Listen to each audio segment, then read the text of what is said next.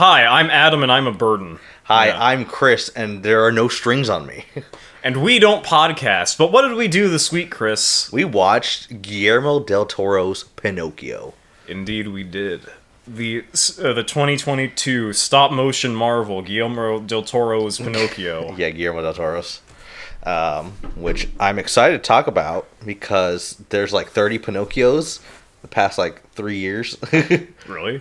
I don't know. I'm familiar with the like original Disney one from the 50s. Yeah, but then there's a live-action Disney one that also came out last year. And then there was another one that came out in 2019. I forgot to put the timer on. But but yeah, there's a few that came out in the past like couple years. So that's... I was not aware of the Disney remake of it. But I mean, it doesn't surprise me. Yeah, they've been doing a lot of live-action stuff. Yeah. Okay, well, our tea time for today is we're drinking Coke because I am tired and I need stimulants. Yeah, so that's what we're doing today. But yeah, Guillermo Del Toro's Pinocchio. Are you familiar with Del Toro's other works, Chris? If I tell you the one I'm most familiar with, you'll have no idea what I'm talking about. Okay, which one is it? I'm a big fan of his hit Netflix series, Troll Hunters. Oh. It's an animated show, and it's pretty good up until the movie, which fucks things up. But yeah, it fucks things up. But yeah, the series is like 3 series, because it's Troll Hunters, 3 Below, I think, is the spin-off. And then the movie, which is like ends all of them. Okay. And yeah, that's the only thing I know of his work, because I just binge watched that series, which is pretty good for a while. It's like it has magic and aliens and sounds like a 10 out of 10. King Chris. Arthur. Yeah. An 11 out of 10. There's a lot of interesting stuff, which is fun, but yeah, the ending was kind of really bad. Oh. Which like I always say, people don't know how to stick their endings, and it's so sad. But yeah, that's the only real work. Because didn't he do like Hellboy? He did Hellboy. He also did Pan's Labyrinth, which I'm more familiar with that one. I still need to see that. I heard it's really good. I have thoughts on it. I heard people like it. I don't. I said people. Anyway, Pinocchio. Speaking of not being a person, my favorite would have been a better transition, but I didn't think of it. Yeah, okay. Well, go into Pinocchio real quick. I guess you could talk about spoiler-free thoughts. Spoiler-free thoughts. It is beautifully animated. It is gorgeous. I do not think it looks as good as the other Studio Leica stuff. Like what? Kubo and the Two Strings. Oh, okay. It doesn't look as good as that, but this looks pretty fucking good. Yeah, it looks really good. Just the style of all the characters. Yeah, stuff. The art styles like really well developed. All the character designs are really good. Yeah. The movie took different things happened that I didn't realize were gonna happen, but made sense when I realized when and where they were. Yeah. I was like, oh, like I didn't have that on my bingo card for this movie. Yeah, well, the biggest twist for me was that it was a musical. Technically also speaking. That. Yeah. I was very surprised how much musical elements were in this, and I was like, this movie surprised me. Yeah. I can tell you that. I will say I was not a big fan of the music in this one. Yeah, I think there was only like one song I really kind of liked, but other than there wasn't anything in there that I would go back to. It was like it replicated the sound of like old school Disney musicals pretty well, but the tunes weren't catchy. Well, okay, I'm having trouble remembering the melodies from any of them, so I guess I know the Ciao Papa, Mio Papa. Sure. That's the best I could do as a guy who doesn't know lyrics. I remember the poop song. They do have a poop song. They do have a poop song. Which sounds childish, and it is. And that's the point. That's the point. Let's see, what else was in this film? Okay, so, spoiler-free. Spoiler-free. I thought the first half was a lot better. Yeah, I mean, I feel like it's them setting up a lot of the like emotional weight of like why the characters are doing what they're doing, and then like like towards the second half you have a lot of just doing random things. Like things just keep happening. But yeah, things do just keep happening. The pace just like really goes from like 10 to 60, and it's.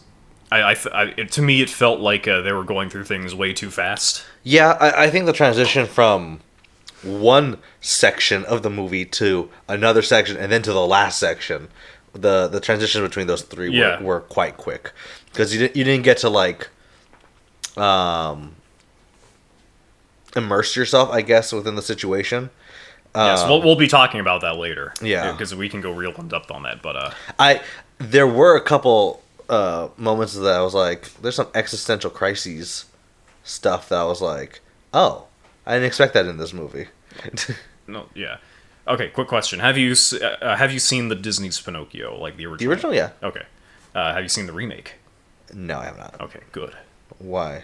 Did you see the remake? No, I didn't. I didn't know it existed until you told me. Yeah, that's why. That's why I was like. Okay, well, this Pinocchio is a lot darker than Disney's Pinocchio. At least the original. I don't know about the new one. I'm assuming the remake is similar to the original, but they have like it's practically a snuff film, the live action remake by Disney.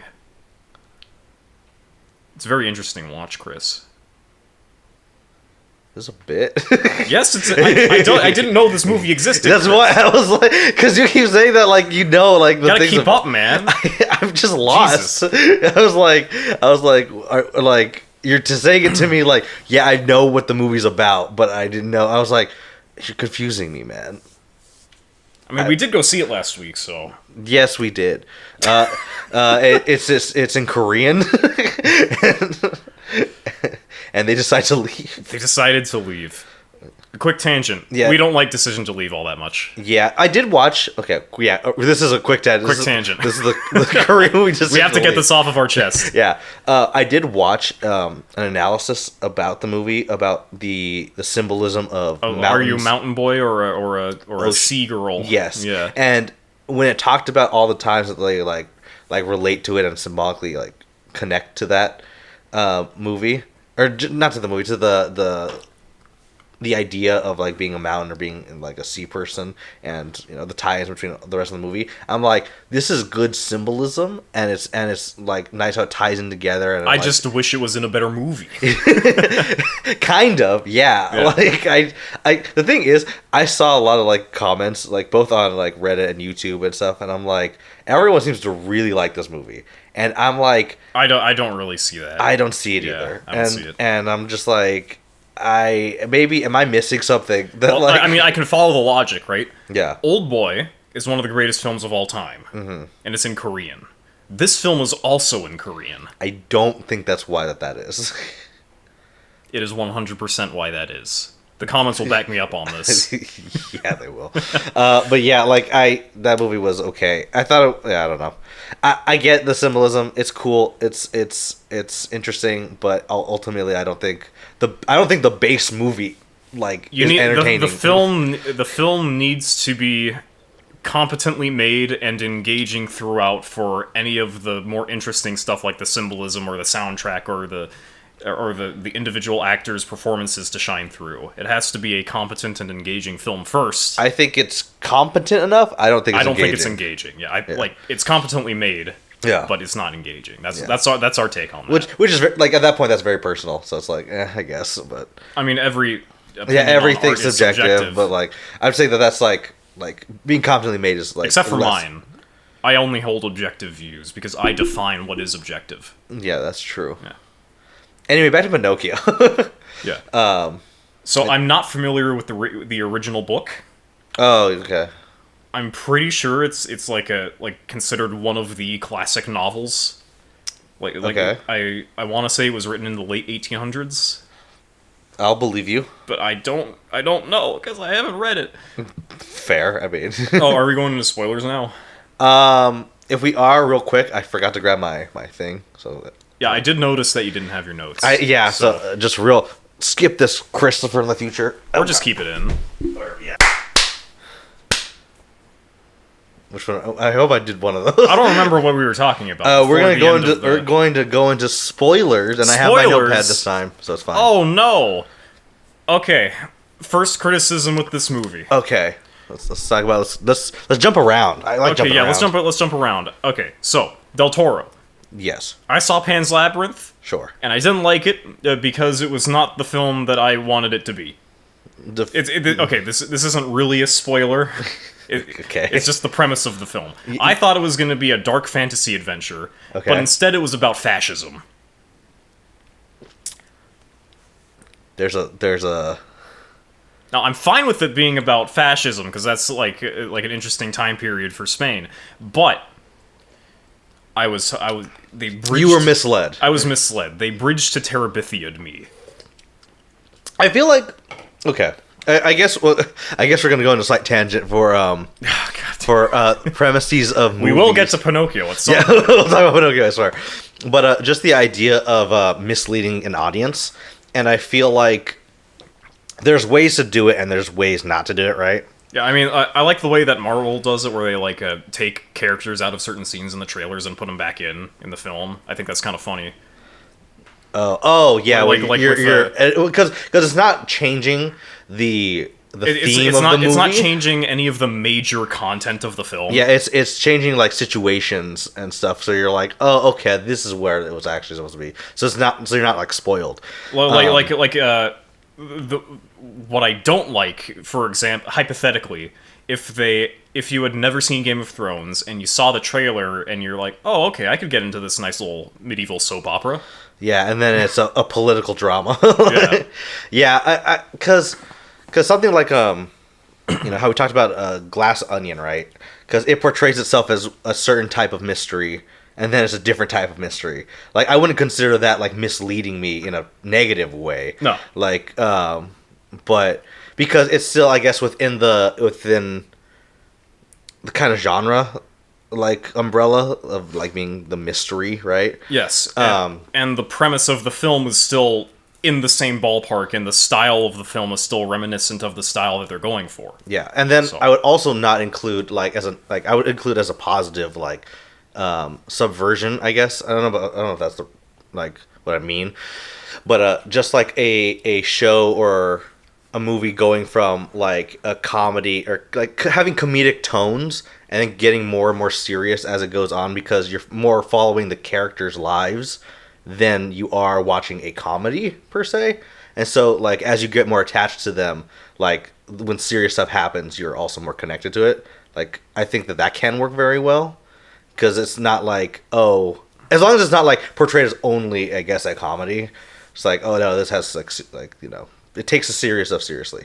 Like, yeah, one of my biggest problems with comedies is that like the first half they actually crack jokes, and then the second half it's supposed to have emotional weight, but it doesn't, because the characters have been joking for the whole time. Yeah, like that's like I think Puss in Boots does that very well, which I am now more motivated to go see, because Chris has given me the. It's really good. He sold it to me very well when we were trapped in a car for 90 minutes. This is true. Because like the idea of, it's the same thing with Chainsaw Man. Chainsaw Man and Puss in Boots do this very well, where it's like they have comedic scenes, but it takes the emotional like scenes very seriously, and I like that quite a bit. Like, I think that really helps enhance it. So, but like, I wouldn't consider that like, oh well, I thought this was a comedy. Like, why is it doing? Like, I don't think that's the same thing compared to Pinocchio, where you think it's gonna be. Yeah, you good? Sorry, I had to burp. Go on. I was gonna say, where you think it's gonna be like. Well, we're expecting the Disney film, pretty much. Well, I wasn't even like necessarily expecting that, because I was expecting. I don't know what I was expecting. I mean, me with my big brain, I see Guillermo Del Toro, and I think, yes, there's going to be some cool stuff that is mildly disturbing. Yeah, and that goes back to fascism. Yes, this is the second Del Toro film I've seen that's actually about fascism. Yeah.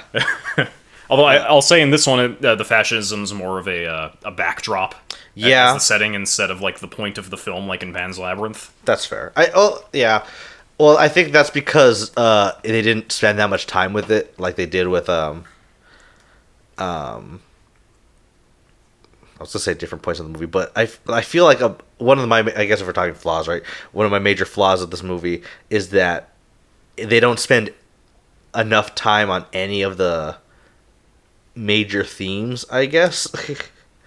Like, well, I can get back to it, but what was your main critique? My main critique is that the first half has a relatively relaxed pace, and all of the moments of impact do have impact because they have time to build up to it and establish things. But then the second half is just like, gotta get through the rest of the plot. Come on, and it just loses a bit of luster for me. Yeah, I agree. I think that the beginning, because of the slow burn nature of it, and just like the buildup of the character of Geppetto and Carlo, and like the first 10 minutes is just a flashback. Yeah, and it's pretty good. The thing is, I think that for me, none of the themes necessarily hit super hard. Like, I like some of the themes, like kind of just like existentialism on like immortality and, you know, what it means to be like, you know, the Pinocchio story, like a real person, to be your own person, to you know, there's like stuff about like fascism, stuff about like being like, I feel like the most hard hit theme was being a good father. Yes, but in the first half, I would argue it was much stronger in the first half. I want to say I would argue that it still continues throughout because of the carnival guy and the dad for. Oh, okay. I thought you were just referring to like the Geppetto son relationship. No, I'm just talking about the theme of being a father, like in general. I feel like that's the one they did the best. But like then they also bring up like, you know, like war is bad, and then they bring out like, oh, it's good to spend time with the people you care about, but then half the movie you don't spend time with the people you care about. and then they're like, oh, at the end he did, and it's like, okay, like I feel like, I guess because the second half does speed through, that you don't get to sit with any of the major themes, because even like, you know, Pinocchio being immortal for a little bit, you're like, you don't get to sit with that much, or him being real and you know, being able to die, you don't get to sit with that much. Like, yeah. And adding on to that, the desperation of Geppetto trying to find Pinocchio, you don't get to sit on that much. Like, a year has passed in like 30 seconds in a montage. Mm-hmm. When I want this film to be 3 hours long. Okay. I want this film to be darker. Okay. I want to see the characters go through much more pain and suffering. I want them to go way harder on pretty much every aspect of this film. Yeah. This film needed to be more. I feel like that's part of it, where you're like, you can see like the directions it can go for, like, if it just expanded on the stuff that it had, and then just sit with it. Like it just speeds through. Yeah. Which is unfortunate, because like I like the characters in this movie. Like, I think Pinocchio is pretty good. Like, I really like the father guy, Geppetto. Geppetto's very good. I like Candlewick, even though we only spent like 5 minutes with him. But I like Sebastian. like he's like kind of cocky, but like, you know, he's telling the story. And Obi-Wan Cricket. I didn't know that was Obi-Wan. That was Obi-Wan. Yeah. It's Ewan McGregor. Yeah. I saw the credits and I'm like, hey, that's Obi-Wan Kenobi. Well, that's why I was like, my mom was watching, I was like, Ewan McGregor was in this? He's like, yeah, he's Sebastian. Yeah, and I was like, I did. Yeah, there were a couple voices I recognized, but I couldn't put names to, and his was one. No. The Geppetto had a voice I recognized, but I don't remember who the actor was. That's Walder Frey. That's Walder Frey. Okay. Yeah, my mom was looking it up. It's like, yeah, that's Mr. Walder Frey. Filch. Mr. Filch. Mr. Filch. But yeah, Idris Elba is in this, I think. He is? Is he? I don't know. I don't know actors. It's our name. People. I saw the list. I'm like, oh, those are names I recognize. I don't remember any of them now. That's also fair. But yeah, I think that, like, the thing is, the characters in this movie I quite liked. Like, just about, like, even for the characters that were kind of one-off or whatever, or just, like, you know, the circus guy and the father of Candlewick, they filled their roles, you know, well enough. But, like, all the main characters I quite enjoyed. And I like the character dynamics. But they also do, like, the... I mean, I guess it's part of the Pinocchio story that, you know, Pinocchio leaves or whatever. But a big part of, you know, one of the themes is like being with your family. Yeah. And then they just don't spend a lot of time of, being with the family, which is like kind of unfortunate. But because like I like the scenes when it's just like Sebastian and Geppetto, like just like, because for a while I thought Geppetto couldn't understand Sebastian. And then he responded to him one time, and I was like, "Oh, he does understand him. Like, he's learned the language of the bug throughout the years of travel." Cricket. But yeah, I mean, I still enjoyed this movie. Yeah, but I think that the parts where they were still in the original town were the strongest parts of the film. Yeah, I think like Pinocchio in the original town and Carlo in the original town. Yeah. Like all that stuff was very strong. Like Carlo's in the town, and you're all like, "Oh man, this kid's really got some I'm gonna die vibes right now." Yeah, really. I mean, they do say in the first like scene, Geppetto he lost his son in the war.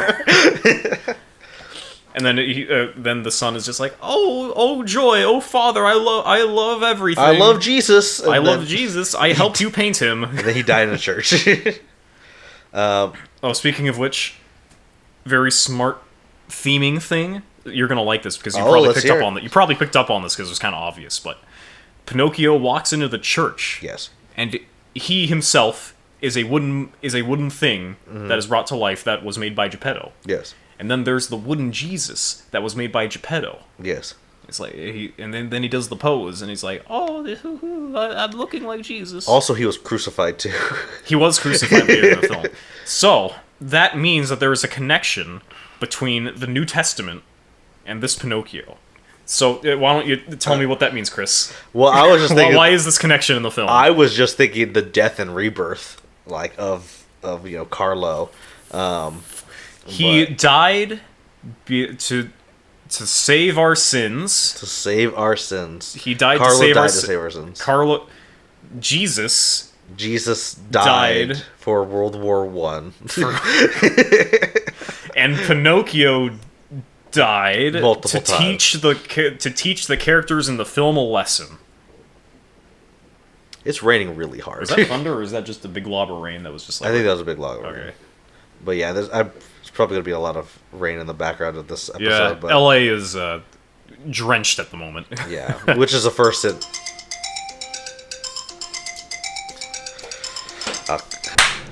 Yeah, the greater LA area is just sopping moist right now. It's very watery. Yeah, which is record rains for the last 5 years or whatever. I don't know. Yeah, I mean, if we can capture some of the rain, that'd be really nice because we're technically still in a drought. Yeah, I like that people drive slower on the freeway. Because I drive slow on the freeway, and no one's willing to go any faster than 60. So it's like, yeah, dude. That's fair. But I don't like how I can't see anything. That is bad. Yeah. Oh, I forgot to tell you. I got my permit. Ooh. Finally. Yeah, I took the test yesterday, and I got my permit. You passed. I did. Congratulations. You're 25 years old and you just got your permit. Yeah, let's go. That's the first step. Okay, so legally, I think I can teach you how to drive. You can, yes. Yes, because you have to be 25 to teach someone with a permit how to drive. Oh. Okay. I think. I mean, the permit says as long as you're in a car with 18 or older, like with a license. They probably changed that then. It used to be you had to be like 25 or 26. I think that's just renting a car, right? Might have been just renting. Anyway, yeah, you can teach me. I don't know if you trust me in your car, but like... I'm not going to teach you in this rain. But no, I wouldn't want to do it in this rain. That sounds like a bad idea. In this rain near LA? Forget about it. Anyway, I can teach you how to crash. I've never been in your car when you've crashed, but... I've never crashed my car. There you go. I've bumped into people in parking lots occasionally. Run them over. There was a little wooden boy that I just crashed right on through, destroyed his nose, and he just stopped moving for a while, but then got back up. Yeah. Then he met death. Yeah, and then the film just got worse. I thought he was gonna die. Okay, I don't know if he actually transitioned smoothly, but in back from the clap. But when he met death, I was like, oh, I want to see more. Like I thought, oh, he's gonna die a few times, spend a lot of time with death. Yeah, and he's gonna the whole death mechanic, if you want to use a gamer term for it. it was not. I did not feel it was very well established because they're like, every time you die, you have to wait a little bit longer. So in my head, I'm thinking, oh, okay, he's gonna die the first time, he's gonna just go right back. Yeah. Die the second time, maybe a few minutes. The next time we see him die, it's gonna be like a week, and then the next is gonna be like 4 years. Yeah. But no, it was just the film just ended with him being impatient and not waiting 30 seconds that he could have totally just waited and then gone into the ocean to grab the guy. Yes. I mean, which is like fair when it's like under a stressful situation, but like I would have been, I guess, less like not frustrated, but just disappointed with the use of it if it was like at the very beginning and then he broke it. Yeah, but it was like towards past the end. Halfway. Yeah. and like even then he still took a couple of seconds to like fully decide whether he wanted to do it, and then he took like a couple of seconds to just like turn around and wave goodbye to the death spirit before jumping in. Yeah. Come on, dude. Yeah. It's, Although what I really like about that, the best designs in this film were for the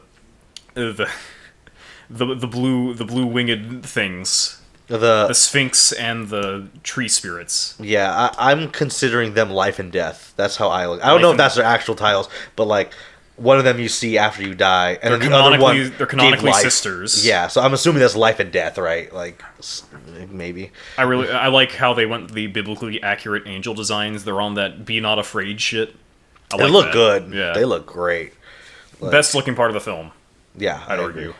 More of that, please, Guillermo. Mr. Toro, give Toro. me the blue.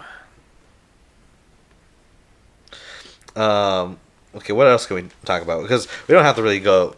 Volp was his name, the Count. What do you think about the circus stuff?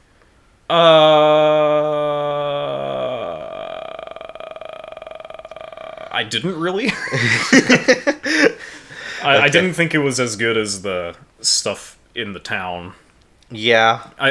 Again, my biggest criticism with the film is that after Pinocchio leaves the town, the film gets worse because they start rushing things. Yeah.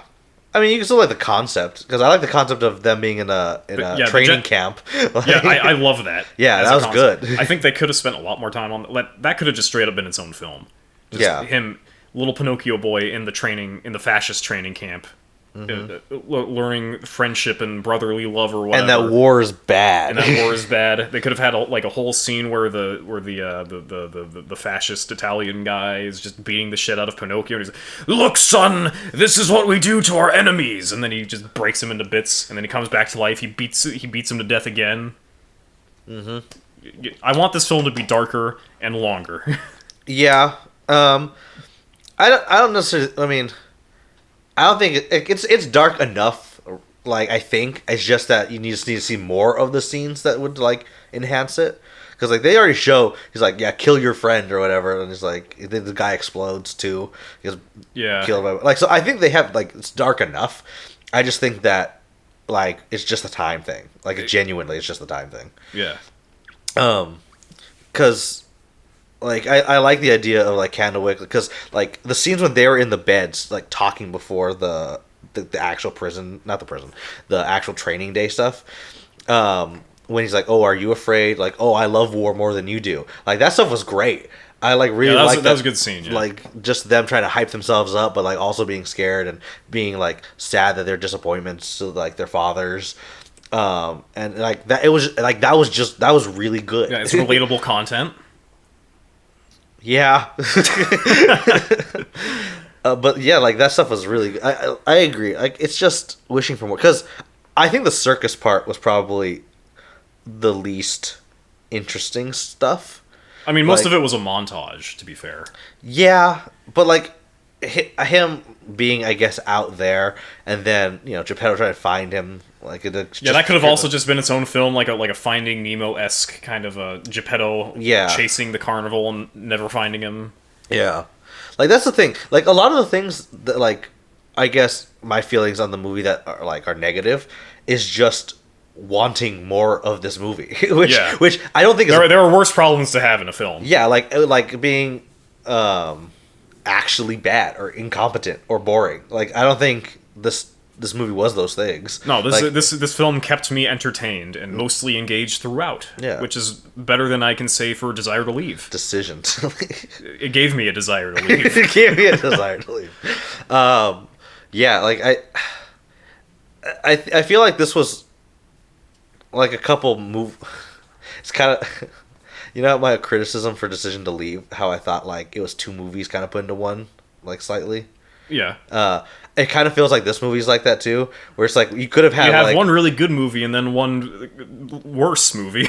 well, like not even just that, just the concepts of like we got a pretty good like establishing movie with Geppetto and Carlo and the town, and then you got a kind of interesting like traveling like Finding Nemo movie, and then you got a pretty interesting like war movie, or like a yeah, just like growing up in a fascist state movie, trying to survive but also trying to keep your principles alive. Yeah. And then after that, you've got the whole whale saga. Yeah, which was fine. Like, I'll say the whale saga was probably the weakest part of the film. Yeah, that's fair, because like it's already characters they're trying to get out of a situation that isn't like a person. That's just my ideology is like bad.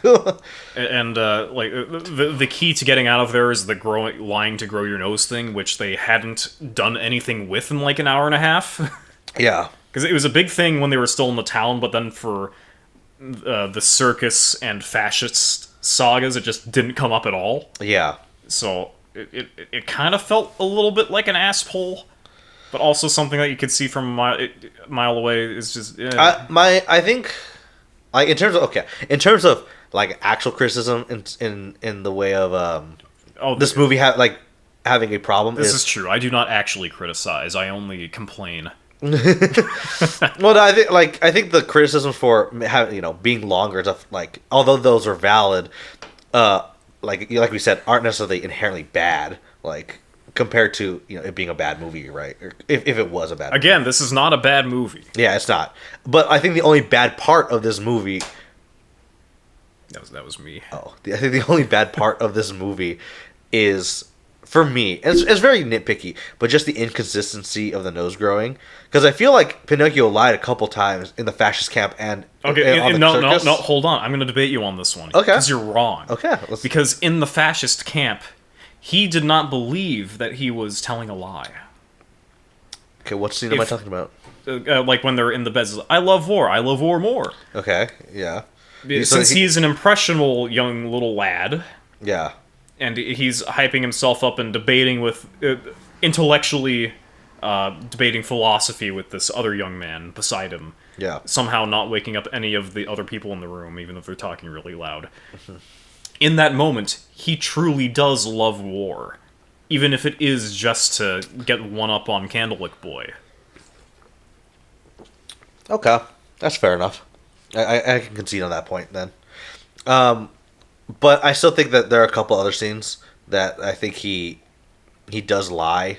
Or because the lying thing isn't about his feelings on lying, it's that if there was a lie told. Because in the church scene, he doesn't know that he's lying when he's saying, like, oh yeah, I'm a real boy or something. Like, that is a good point. That is a good point. So it's inconsistent. Yeah, I think that's the only thing that I'm like, this is the only like inconsistency. Like, if we're like we're nitpicking, but like this movie is really good. Like if we're going full CinemaSins, we'd put up a little ding right here for CinemaSin number 1. Yeah, but like that's about it. Like other than it was just kind of like I don't know if messy is the right word, but yeah, I don't say messy is the right word. Like I want to keep saying rushed. Yeah, I guess just rushed. Okay, let's talk about good things, I guess. Good things about the movie. The first 40 minutes, really good. Yeah. What did you like about the first 40 minutes? I like... Just cut that out. Okay. I really like... Okay, so for me, I think the best single element of this film is Drunk Geppetto. That was very good. Like, I like that the way that he was inspired to like make this puppet wasn't a desire for like creating or anything. It's just like it's not because he's a toy maker. It's because he's really fucked up. Yeah, he's so desperate and depressed and stuff, and drunk. I miss my son's soul, make a new one. Yeah, and I think that It's got much more of like a mad scientist vibe than it does. It's great. Like it's such a realistic, I guess, feeling of, you know, wanting someone that, you know, that you love to be with you, right? And just like this you know, desperation that he has, and this madness almost. It's really good. He Like, passes out on the stairs, and when he wakes up, Pinocchio's alive, but he's not walking like a normal little boy. no, because he doesn't know how to walk. he doesn't know how to walk, so he's moving around in like a body horror, fucking breaking his limbs, climbing up on the walls and the ceiling with his head turned up like 180 degrees around. It's and then inside him is a talking book. And I love that Geppetto's like, for a while, he's like, "You're not my son. What is this?" Yeah, he has like a reasonable reaction. Like, he's like, "This is quite back, demon." Which I thought was very good. Even the town's reaction, like, to him was like pretty interesting. It makes sense. Like a more rural area of Italy in the 1920s. Yeah, that makes sense. And the crazy fascist thinking, oh, like, I thought it was so funny. He was like, he needs to go to school. And I was like, he needs discipline in his life. Yeah, and I was like, that's fair, I guess. It makes sense. Yeah. Not that I agree with the fascists, but he was. I was very surprised that he didn't immediately, because he eventually does, but he didn't immediately go to he can be a weapon, because that's what I thought he was going to say immediately. Yeah, that's what we're expecting as from him being the obvious evil fascist military man. Yeah, I mean, which he does get to, but just it gets to that point. But I do like how at the beginning he's a bit more reasonable. Yeah, he's just like, you know, he needs learning. It's like, okay, I mean, that's fair, but give him knowledge. But like the reason why for learning is, he needs to learn how to read so he can read the manual on how his gun works. Well, no, I was just gonna say that he needs to be like reformed to not be a free thinker compared to like everyone in school, like forced to learn and know the same things, which, you know, it's not great, but yeah, I mean, I'm a history nerd, so I'm just kind of a sucker for like depictions of times in the past that I am familiar with but haven't seen a whole lot of. Like, there's a lot of films about Nazi Germany, and they win all sorts of awards and stuff because they're like really good or whatever. And even Imperial Japan. Yeah, I actually haven't seen all that much on Imperial Japan. Other than I haven't, but I know there are movies. I liked Golden Kamuy.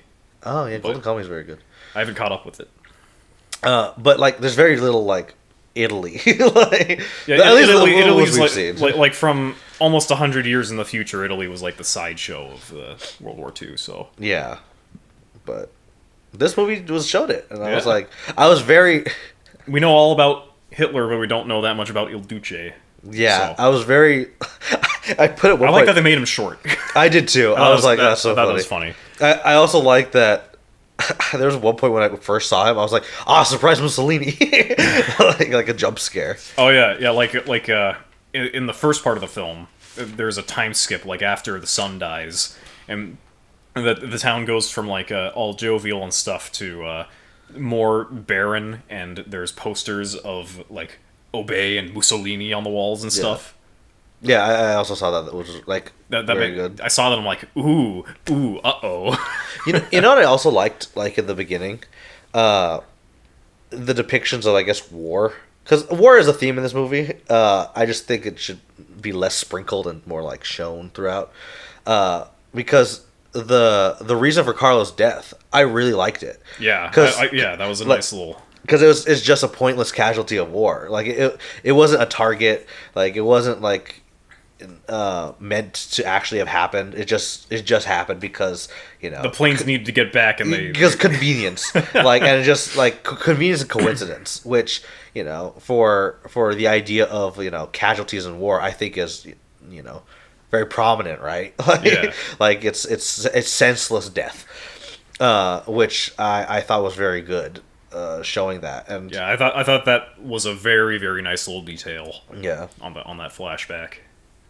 I do think for a while, like, the idea of death being a theme of the movie, of just like like originally starting as senseless, like with Carlo, with Pinocchio getting run over, like, and then it becoming more and more like, okay, Pinocchio chose to blow up the whale, and then he chose to like save his father and like drown basically, right?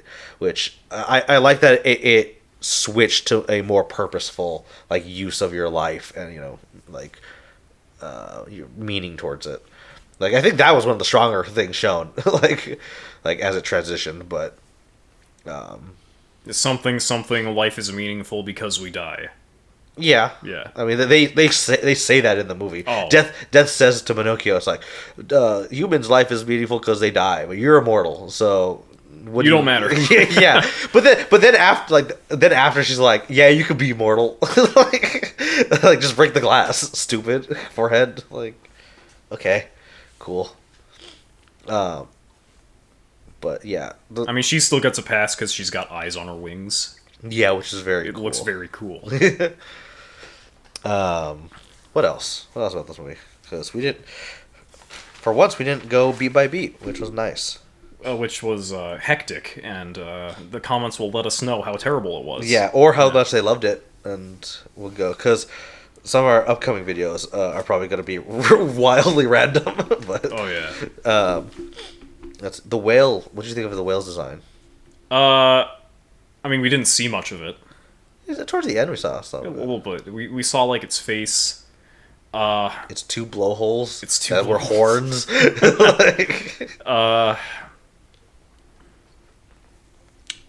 Yeah, I think the whale is the weakest part of the film. Whale Saga. Yeah, I mean...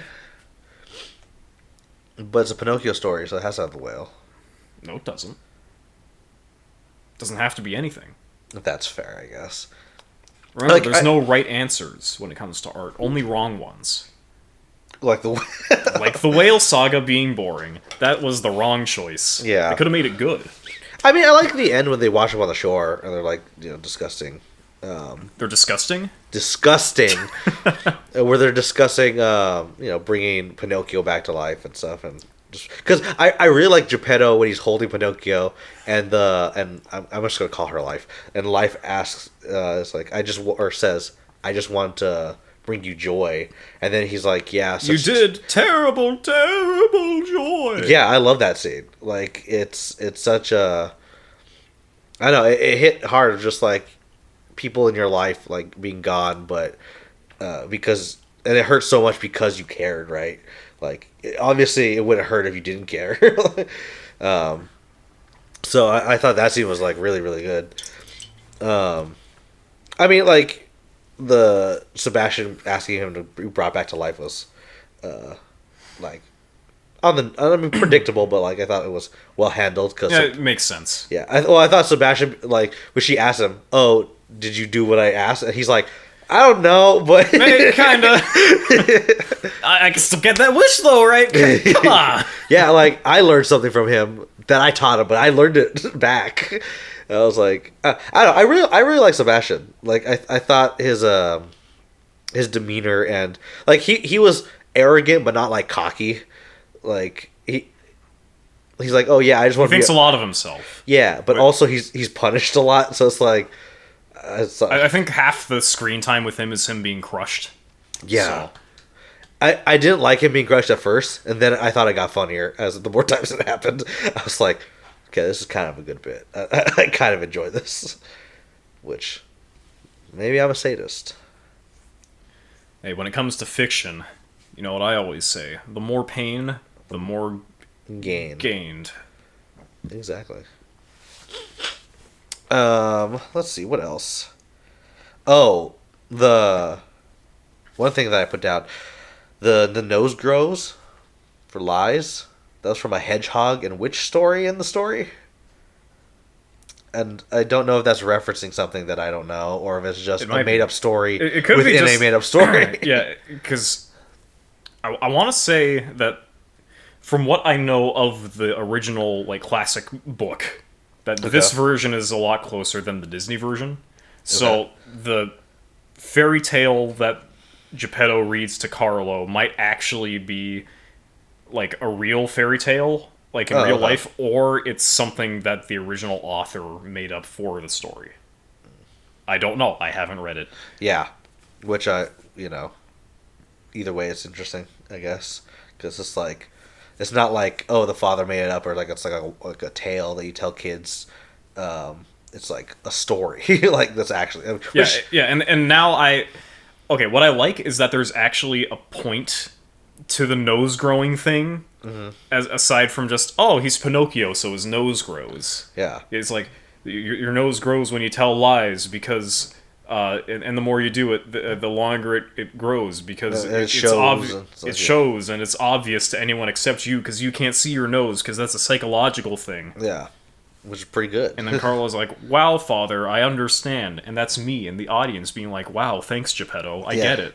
Geppetto's cool. Thanks. If only they did more with it. Yeah, in the second half. Yeah, I think that's just the main critique of the movie. Like, we just wanted more. Like, I want Pinocchio to lie, cheat, and steal his way to the top. I want Pinocchio to become Il Duce. I wanted to replace Mussolini. Pine cones are a motif in this. I don't know. No, the perfect pine cone is a motif. The perfect pine cone, which I don't know what pine cones are symbolic for. So they grow into a tree.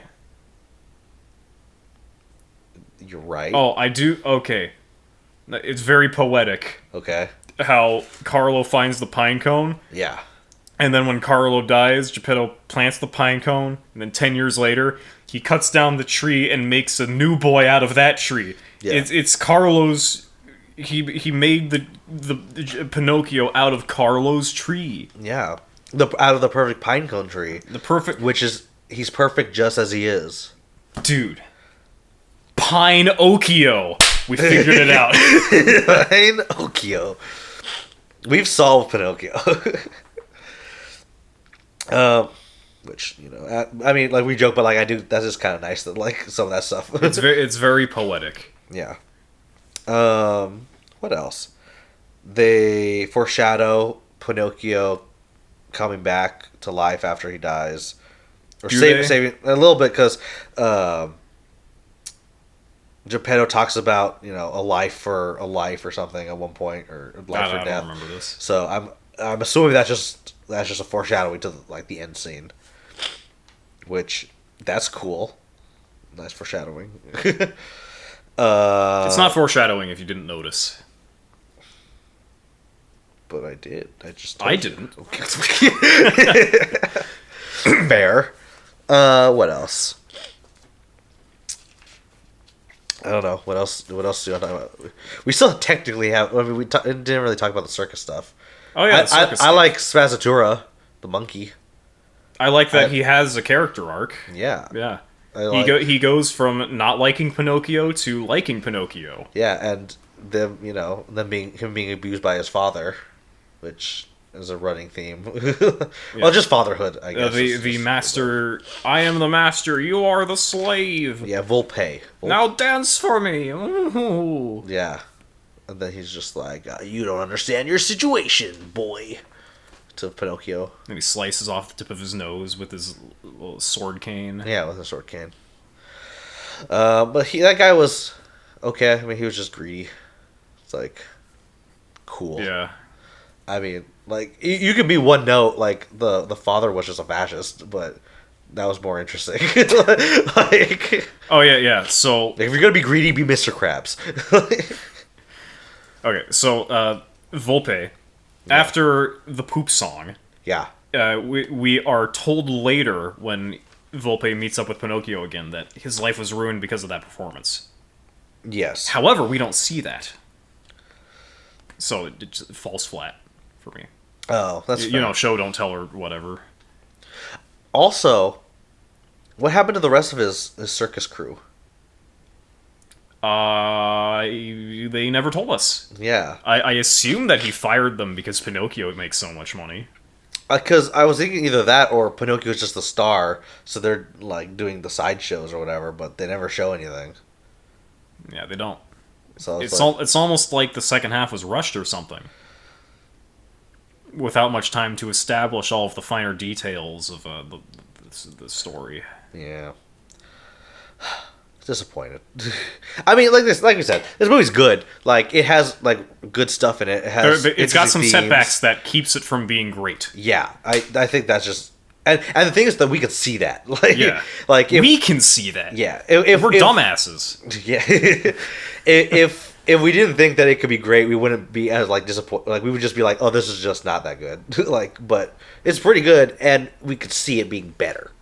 Yeah. So just give us the extended director's cut of this movie. Go back and reshoot like another hour and a half of footage with stop motion. Take 3 years out of your life, Del Toro, and then that you'll never get back. And then we will be happy with this movie. And you will be rewarded by us putting your film at the A tier before I move to Hawaii. Yeah. Do you want to do a tier list before you move back to Hawaii? Oh, I mean, yeah, that's probably the best time to do it. Okay. Because we'll probably not be...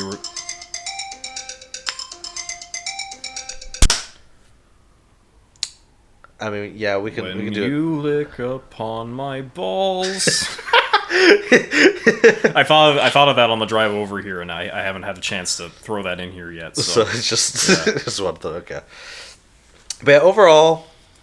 this movie's pretty good. I know we talked shit about it a little bit, but that's just because we wanted it to be better. Yeah, because this is the most disappointing film I've seen all year because it's pretty good. Yeah, which is a good thing to say. I think out of all criticisms, that's one of the best criticisms I think you could have. Yeah. Again, there's a lot worse problems for a film. You can be like, oh, I wish there was less of this movie. Like Decision to Leave. Yeah, like Decision to Leave. So I think, I mean, do you have any other final thoughts you want to say? Because we were kind of all over the place this episode, but it's fine. That's just fine. We don't like podcast. We don't podcast. And thanks for watching. You see, that's a smooth transition into something else right there. Yeah. Unlike what we did earlier. Yeah. I don't remember what we did earlier. Did you want to finish? Do you want to say anything else, or was that where we did? Are we done? I don't know. Let us know in the comments if we're done. Okay, so. When you wish upon a star, there's no wonder where you are. Thanks for watching, I guess. Unless Adam, cut off where Adam said it. Pinocchio, life shed her life on you. Yeah. So are we done? We had a good transition, and then we didn't know how to handle it after that. I mean, it makes sense because we don't podcast.